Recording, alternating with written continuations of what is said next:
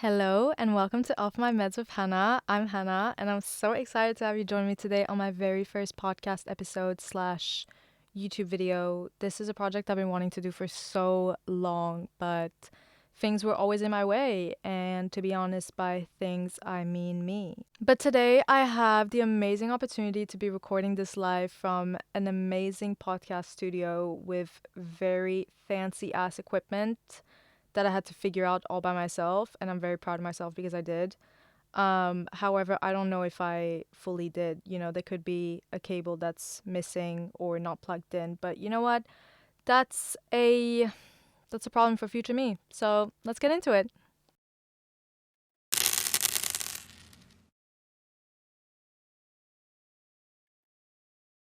Today's subject is going to be about reflecting on what it was like growing up in Mauritius and moving to Europe. I'm going to be diving deep into some pretty heavy subjects, so if you are not in the mental headspace to listen right now, then I suggest you don't watch, or you can come back later and watch, or not at all. That's fine as well. So, the reason I want to talk about this today is because I spend a lot of time reflecting on my past and my childhood because obviously they have massively impacted me in the way I feel and behave. And you're just expected to move on, even though they can affect you for years afterwards, dare I say, your whole life. Over the years, I've become more and more increasingly aware of how conditioned I am from the social environments I grew up in. I mean, I was aware of it while it was happening too, but like it was kind of like, well, what are you gonna do? It just is the way it is. This is where you live. The most you could do is probably mention it to a friend in passing, like, oh yeah, it's kind of weird that this is happening. Yeah, well, what are you gonna do? And then you're just expected to just accept it and move on, and nothing really ever changes. And to be honest, I haven't really moved on. I never forget and I never move on. I'm 24 years old now and I left Mauritius a while ago, but even though I have a completely new life now, like it still hits deep when you're like reflecting by yourself or with friends and just talking about things we went through and how it was growing up there, and you're thinking, what the fuck? Like, I can't believe that was the reality we all accepted. Before I get into this episode, I just want to emphasize that these are my personal experiences, and my intention is not to badmouth Mauritius or its population in any way. I'm simply wanting to share a perspective that I don't think is shared a lot, especially on social media. However, that being said, I do see more and more creators starting a conversation about how it's really like living in Mauritius, and I want to be part of that conversation because I feel like it's really important to speak about people's lives and experiences and things that most of us could probably relate to. And many still are going through it today. I'm currently living in Sweden, a country north of Europe and part of Scandinavia, and I'm living there because I'm half Swedish. And every time I tell someone from Sweden or anyone in Europe that I'm from Mauritius, it's always the same reaction of, wow, it's so luxurious there. You have it so good. Why are you in Sweden? Why did you move? And at this point, I just sound like a broken record repeating myself. Like, it's very different, living there and going there on vacation. They usually assume I'm surfing and drinking out of coconuts all day, which is not surprising because the country does a fantastic job at presenting itself as this harmonious, multicultural paradise where everyone is kumbaya and dancing sega every night. And that's what the country needs to do to attract tourists. Tourism is one of the country's biggest industries. So naturally, that's the image that's promoted. But I feel like Mauritius's reputation is so focused on being welcoming and entertaining, sorry, that it feels like there's no space to complain or be upset because it's like people are uncomfortable acknowledging that there are many issues when there is also so much beauty. I personally went to private school and I hated it. I hated school so much because I feel like I was always functioning from a place of ego. and I couldn't be myself because your worth was basically tied to your name, your ethnicity, who your parents are, your family's social circle, the job they have, the kind of house you live in, and bonus points if you had a boat, to be honest. People generally hung out with people of similar socioeconomic background as them, and it was like these invisible social circles that were created. And again, like, not everyone's experience was like this, and this doesn't apply to every single person in the school, but there was a pattern, and it felt socially unacceptable to go up to someone of higher social class than you and ask to hang out. You know, it was like weird. It was a social boundary that you just don't cross. And everyone was aware of it, but nobody really said it explicitly. I mean, you could talk to people in class and stuff. It wasn't like segregated where nobody spoke to each other, but you know that it was just like really superficial chat and that you were never really going to be a part of each other's world. It felt extremely divided, and I think everyone felt it. You could speak about it with your close friends or your group of friends or whatever, but you would never like really address it in a public setting where everyone was in the room. When a white Mauritian would speak to me, and let me emphasize, not everyone is like this. I have some amazing friends that are white Mauritian, and I'm talking about that population specifically because they are known as the population highest ranked on the hierarchy.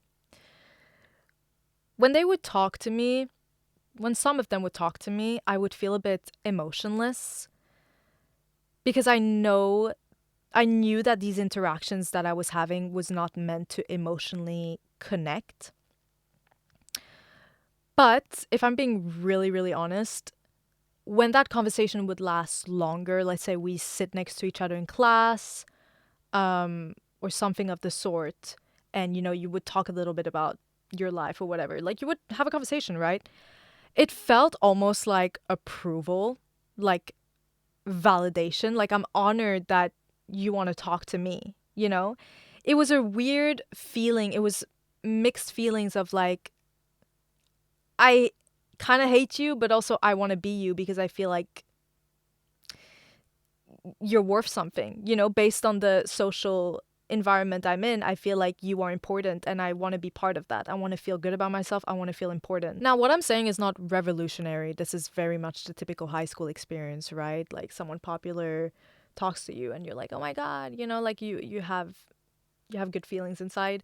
But I think it's unique in Mauritius due to its history involving colonialism, labor, slavery, which I think still shapes social and economic inequalities today. I mean, you can say whatever you want, that Mauritius is independent now or whatever, and yeah, maybe things have changed a little bit legally, but social attitudes and power structures that have been built over generations are still very much present, and you kind of instinctively know who holds social power and who doesn't. A few people have tried to speak about this before. I remember there was this girl that made a video, and I don't remember exactly what the content was, but I do remember it was along the lines of explaining or sharing testimonies about people of color experiencing racism at the hands of white Mauritians.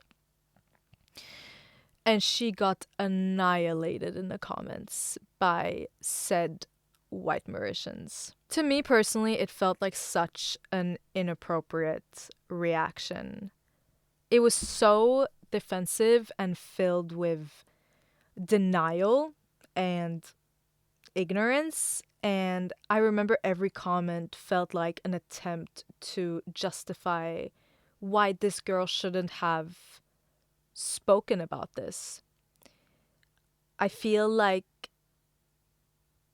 people's testimonies were being completely dismissed, their feelings and their experiences were being completely dismissed. The main argument I remember seeing was white people experience racism too.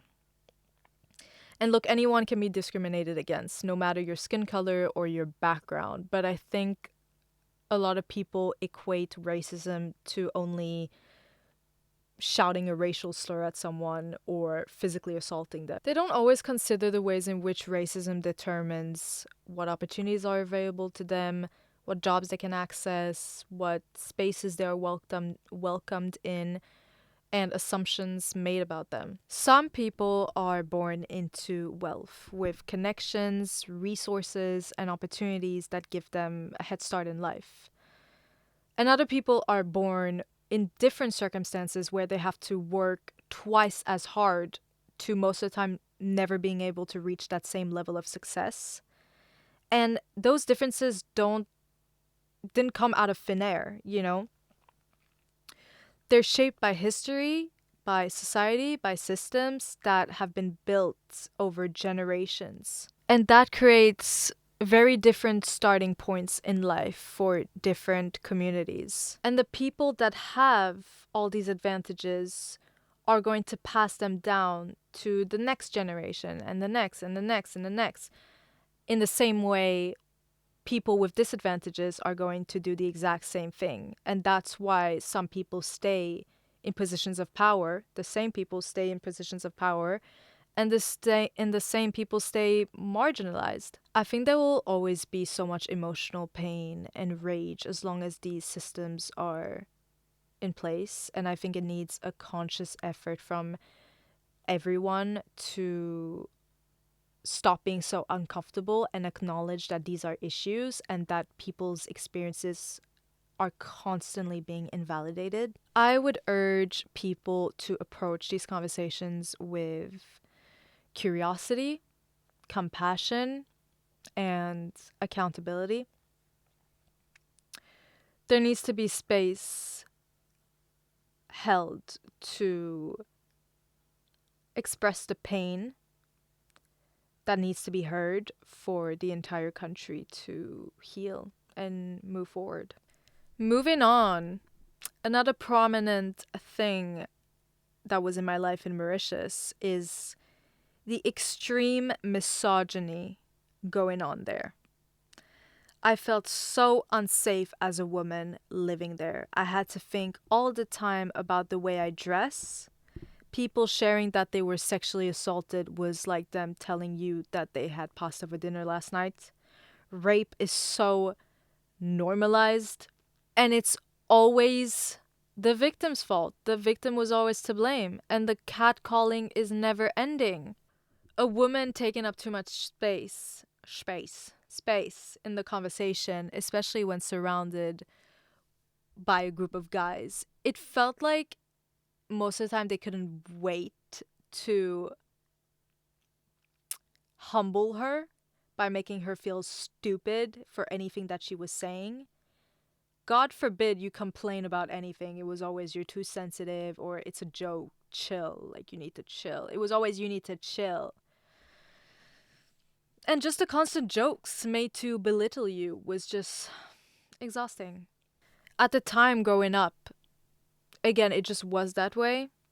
And when you'd get upset, you'd just probably vent to a friend, and then that friend would probably say, like, oh, they're just guys. They don't know anything. Whatever, don't listen to him. It's fine. Don't let it get to you. And even if it was known that a specific guy had violated a girl in any way, it was like a little bit of gossip, like, oh, did you hear this happened? And then everyone would move on the next day. And nothing would change. He would still have the same reputation. And it was sometimes like, well, he hasn't done anything to me. Oh, but he's a good guy. He's funny. He's this, he's that. Like, nothing changed. That didn't change anything for anyone. At some point in my school, it was like a trend, specifically high school. It was a trend for guys to make it a goal to make out with as many girls as possible in one night. And the next day, the more you showed, like, the more he showed, like, he didn't care, like, oh, I was so drunk, I don't remember, like, who she was or whatever. I don't even remember. Or, like, oh, she was so bad or whatever. Like, it was so bad. She was so bad at it because obviously they love putting us down. It was like the more they were praised, it honestly it honestly seemed like a competition of who could hate and use women the most in one night. I actually have a little personal story to share about this. There was a guy in my school, and one day I discovered that I think he had blocked me or unfollowed me on social media or whatever. And I still had him on Snapchat, so I texted him and asked, like, hey, are we good? Like, did I do something? And he admitted to me that seeing me on his feed on Instagram made him feel really bad.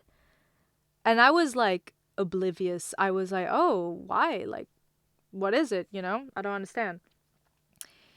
And he admitted that he was aware of the way he was treating me the whole time and said, I feel really bad about how I treated you. And I hadn't even reflected on it like that. I mean, in my head, it was just, oh, he's just a fuckboy, whatever. Like, it doesn't matter. And then after he admitted that to me, I thought to myself, like, oh my God, that was assault. That was fucking assault, and I hadn't realized it because I'm so used to it. I'm so used to assault just being like normalized. So if you're thinking or having the same feeling as I was thinking, oh, it's not that big of a deal. It's whatever. He didn't realize what he was doing or whatever. He probably does. He probably does. And yeah, you should speak to someone about it.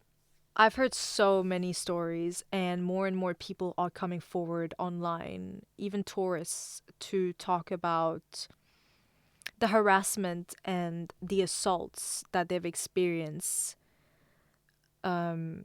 by men in public spaces, whether that's on the beach or the bus or just walking down the street. Like there is this collective understanding that as a woman, if you're going out alone outside, you're taking a risk, and it's best to go with a man that you know and trust. The sexual stares you receive, the incessant tries to talk to you even though you've made it clear that you're not interested to talk.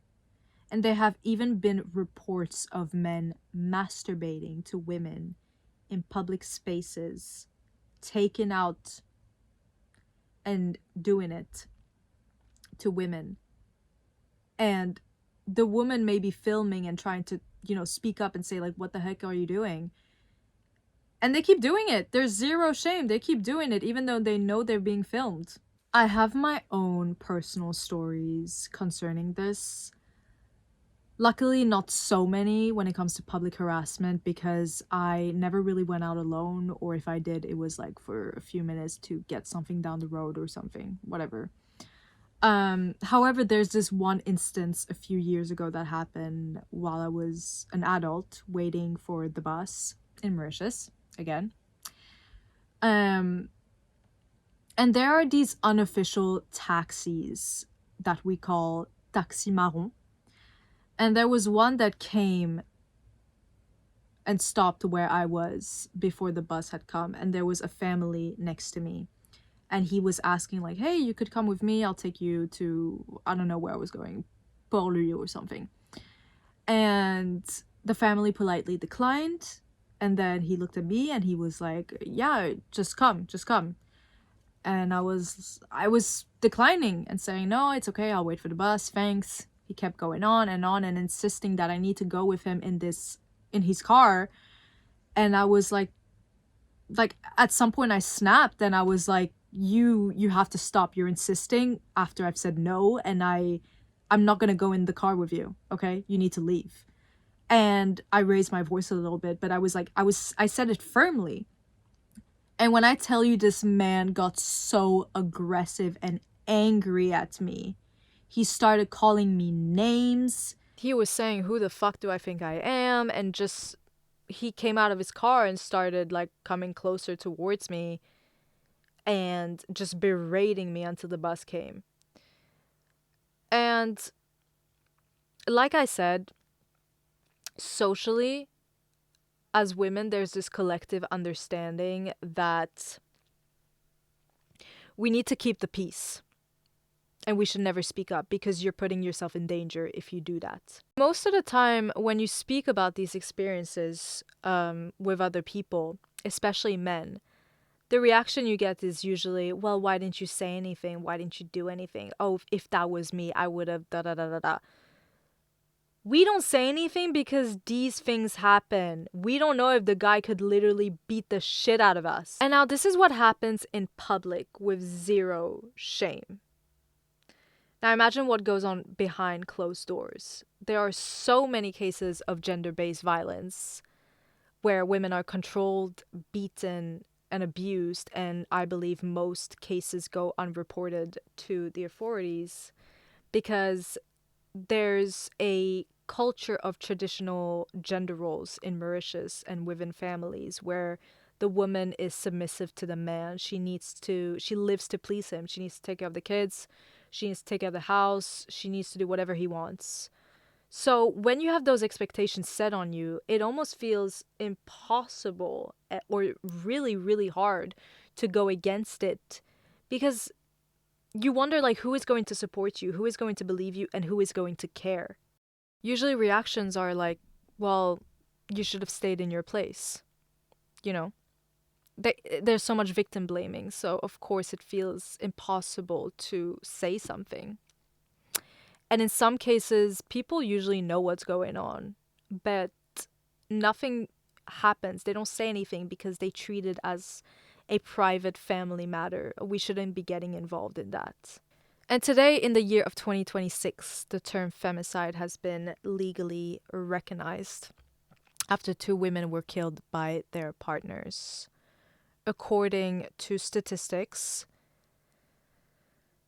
there were 16 women that were killed in 2020, 17 in 2021, 13 in 2022, 16 in 2023, and 13 in 2024. And I'd also like to add that Africa has the highest number of femicides. I also just found out that marital rape has become a criminal offense in Mauritius for the first time ever in 2026. Why did it take so long?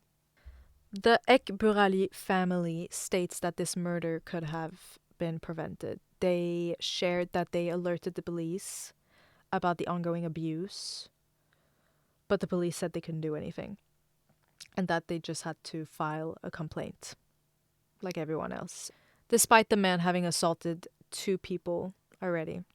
It's clearly imperative that this needs to be addressed way more than it is, and that Mauritius is still very much socially conservative.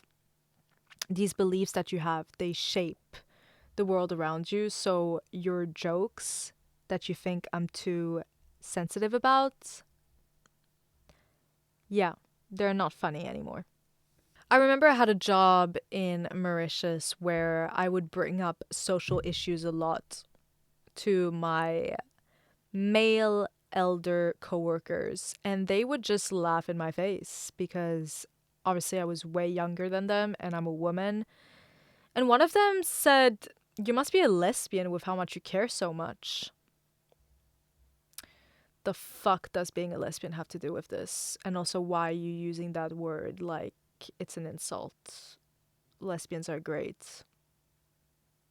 I worked in the tourism industry, and it was the fakest, most soul-sucking job I have ever had. Everyone was so fake and fake smiling to all the clients and to all the customers, but so many things were happening behind the scene. Most of the time, I would spend the day at the reception with my male coworkers, and all they would do all day is just comment on women's bodies of each client that was passing by. And if I ever said anything, they would just laugh it off and just call me a lesbian. Honestly, at this point, I wish I was a lesbian because what the fuck? There was this one girl that was my colleague, and she was from France, and she was such a bitch to me. She was so rude, so hostile, and she immediately made me feel like I didn't belong there and I didn't deserve my space there, even though we had the same job position, job title. And I had to suck it up every day because her and our French manager were really tight. So I felt like there was no point in telling our manager about it because obviously she would have her back. And when I quit, she got promoted to a higher position. And I spoke to one of my coworkers that also happens to know my mother. So I felt comfortable sharing this with him about like how I was treated or whatever because I had never said anything. And he said that people like her are the ones that keep getting promoted and that there are so many people like me that have ended up leaving. Yeah, he said that there were so many people like me that ended up leaving because of these working environments and the working conditions. And that he emphasized that people like that usually stay in positions of power. And the more that culture gets reinforced, and the more other people feel like there's no space for them. The tourism industry felt like one huge performance. Everything had to look perfect on the outside, while behind the scenes there were just toxic workplace dynamics. But you couldn't say anything. You had to suck it up because nobody wanted to acknowledge it. And you had to have thick skin, and you can't let the clients see how you feel because you have to uphold the perfect image of Mauritius, basically.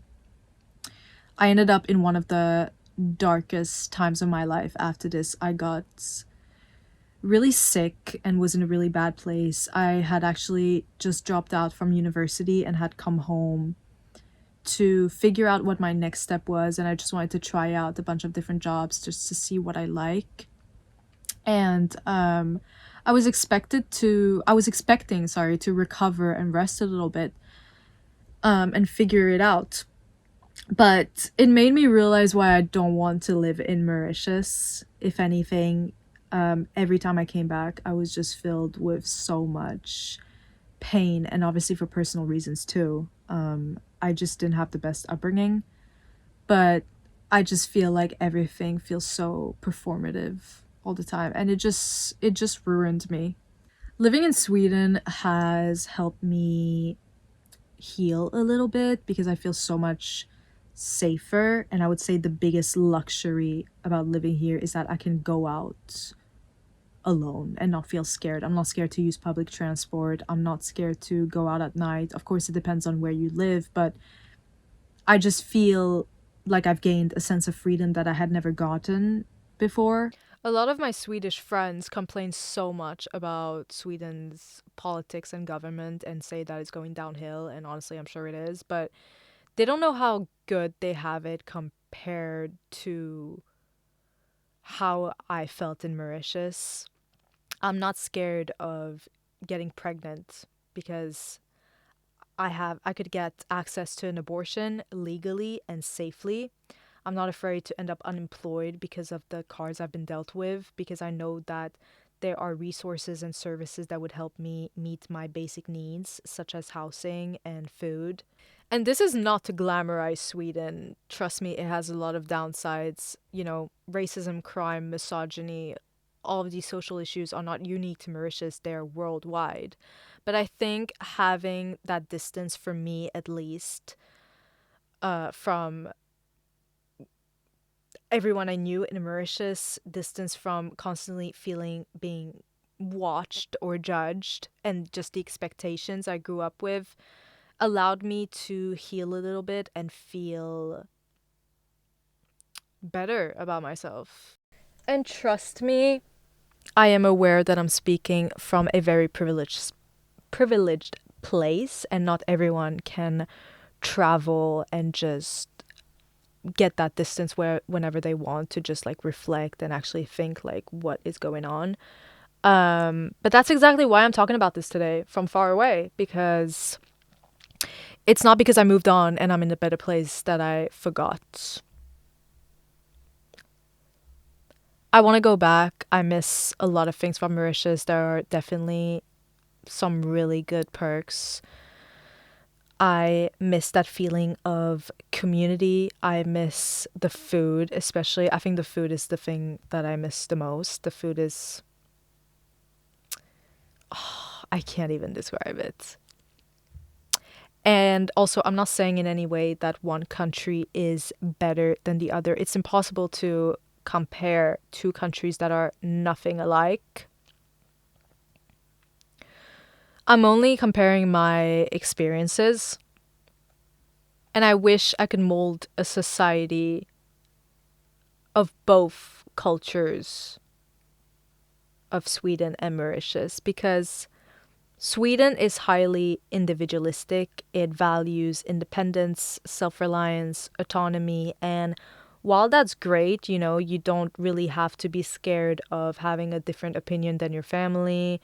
No one's really going to judge you or disown you if you do something different or follow what you want to do. I mean, unless you come from a really religious family.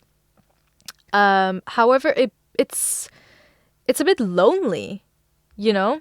It's a bit lonely because nobody really smiles at you, nobody really says hello to you. It's even like offensive to sit next to someone on the bus. It's considered rude because they value their personal space very much. And while that's great, because I would say I am a bit of an introvert, um I like, I like it, but it becomes really lonely because you miss that feeling of belonging.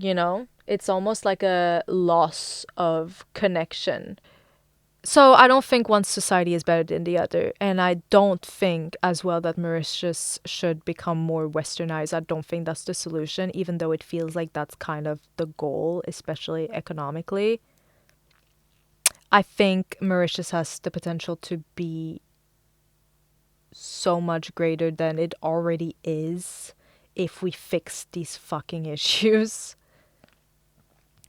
I still have so much more to say, to be honest. I have a bunch more reflections that I want to share, but I feel tired, honestly. I kind of want to go home now. I'm a bit tired. I've covered quite a lot for a first episode, and again, if you are Mauritian and you've had a different experience or a different perspective, that's totally fine. Again, like I'm speaking from my experiences and my feelings, and all feelings are valid. Anyways, I'm done for today. Thank you so much again for joining me on my first ever episode. I have had so much anxiety about how to organize myself, how to do all of it. And posting it and having people listen to me and see me, kind of nerve-wracking, but I'm so excited. I'm so happy. I feel very passionate about what I just spoke about. So, thank you so much again, and I'll see you on the next episodes.